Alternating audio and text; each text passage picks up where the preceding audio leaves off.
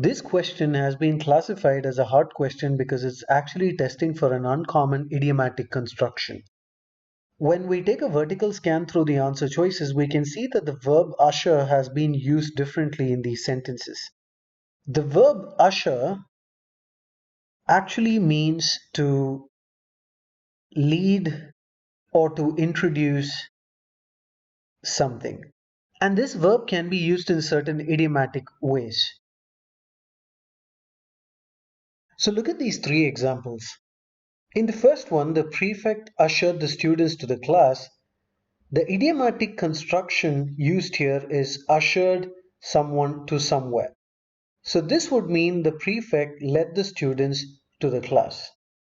Now in the second one, the idiomatic construction used is ushered in.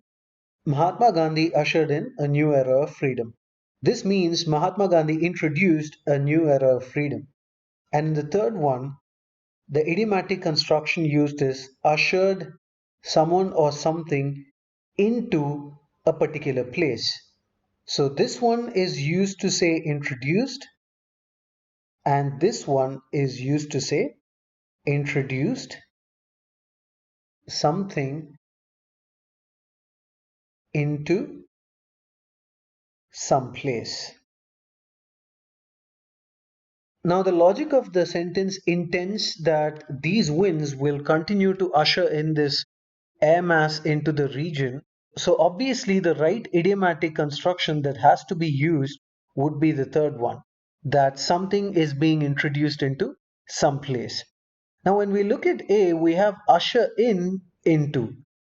Now this is not idiomatic because this is actually creating a redundancy.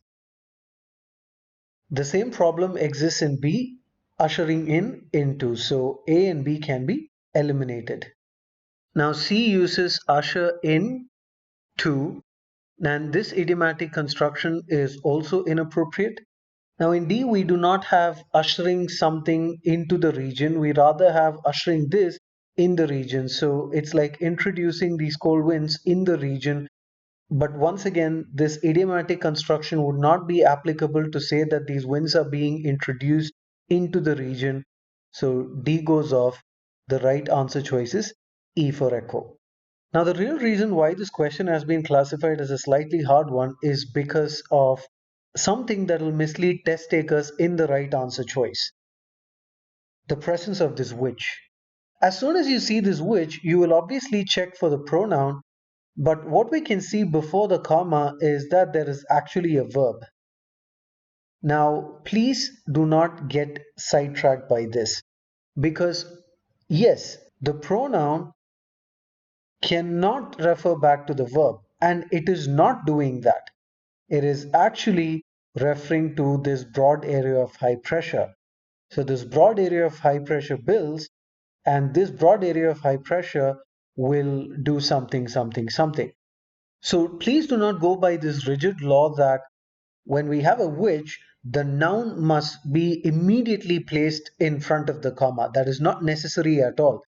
The pronoun will still do its job even if there is a verb introduced after the noun that is actually referring to. So this construction is perfectly fine. E echo is a right answer.